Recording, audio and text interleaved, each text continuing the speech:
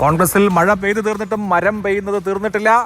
എൽദോസ് കുന്നപ്പള്ളിയുടെ പ്രതികരണം ഇന്ന് ഇങ്ങനെയാണ്. സീറ്റില്ലെങ്കിൽ അക്കാര്യം നേരത്തെ പറയാമായിരുന്നു എന്ന് എൽദോസ് കുന്നപ്പള്ളി. തനിക്കെതിരായുള്ള കേസ് ചിലർ ഹൈക്കമാൻഡിന്റെ മുമ്പിൽ പെരുപ്പിച്ച് കാണിച്ചുവെന്നും എൽദോസ് കുന്നപ്പള്ളി പറഞ്ഞു.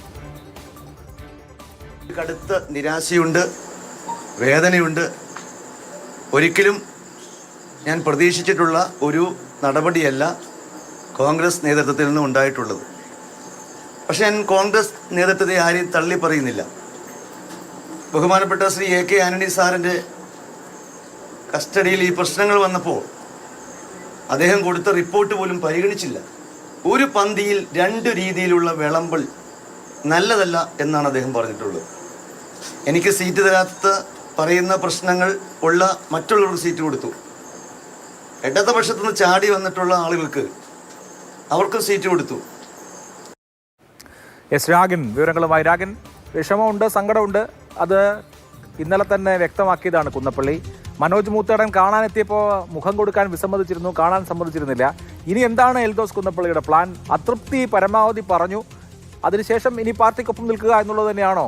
അതല്ലാതെ വിമതനായി മത്സരിക്കുക എന്നുള്ളൊരു ഓപ്ഷൻ ഇപ്പോൾ കാര്യമായി എൽദോസ് പരിഗണിക്കുന്നുണ്ടോ?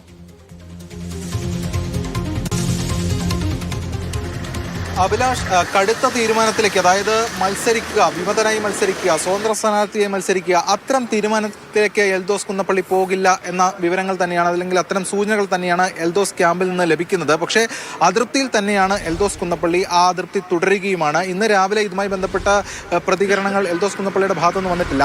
ഈ കാണുന്നത് എൽദോസ് കുന്നപ്പള്ളിയുടെ മൂവാറ്റുപുഴയിലെ വീടാണ്. മണ്ഡലത്തിൽ രാവിലെ കുന്നപ്പള്ളി ഉണ്ടായിരുന്നില്ല. ഈ ഘട്ടത്തിലാണ് നമ്മൾ വീട്ടിലേക്ക് എത്തിയത്. വീട്ടിലും കുന്നപ്പള്ളിയില്ല.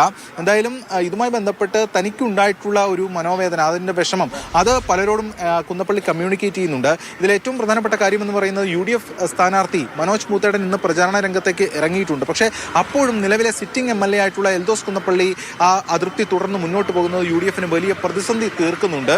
മാത്രമല്ല നേരത്തെ കാണാൻ പോലും കുന്നപ്പള്ളി കൂട്ടാക്കിയിരുന്നില്ല. ഇന്നലെ മൂത്തേടൻ കുന്നപ്പള്ളിയുടെ വീട്ടിലേക്ക് വന്ന ഘട്ടത്തിൽ അതിന് തൊട്ട് മുൻപ് കുന്നപ്പള്ളി പോവുകയാണ് ഉണ്ടായിട്ടുള്ളത്.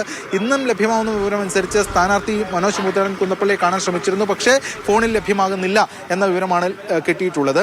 എന്തായാലും ഇപ്പോഴും തന്നോടൊപ്പമുള്ള ആളുകളുമായി ആശയവിനിമയം നടത്തി മുന്നോട്ട് പോവുകയാണ്. പക്ഷേ അപ്പോഴും ഈ കടുത്ത അതൃപ്തിയും വേദനയും മനോവിഷമവും രോഷവും ഒക്കെ കുന്നപ്പള്ളിക്കുണ്ടെങ്കിലും, എൽദോസ് കുന്നപ്പള്ളിക്കുണ്ടെങ്കിലും, അതുമായി ബന്ധപ്പെട്ട ഒരു കടുത്ത തീരുമാനത്തിലേക്ക്, കടുത്ത തീരുമാനം എന്ന് പറയുമ്പോൾ തെരഞ്ഞെടുപ്പിൽ വിമതനായി മത്സരിക്കുക, സ്വതന്ത്ര സ്ഥാനാർത്ഥിയായി മത്സരിക്കുക, അത്തരം തീരുമാനത്തിലേക്ക് പോകാൻ സാധ്യതയില്ല എന്നതാണ് വ്യക്തമാകുന്നത്. എന്തായാലും അനുനയ നീക്കങ്ങൾ പല തലത്തിലും പല വഴിക്കുമൊക്കെ നടക്കുന്നുണ്ട്.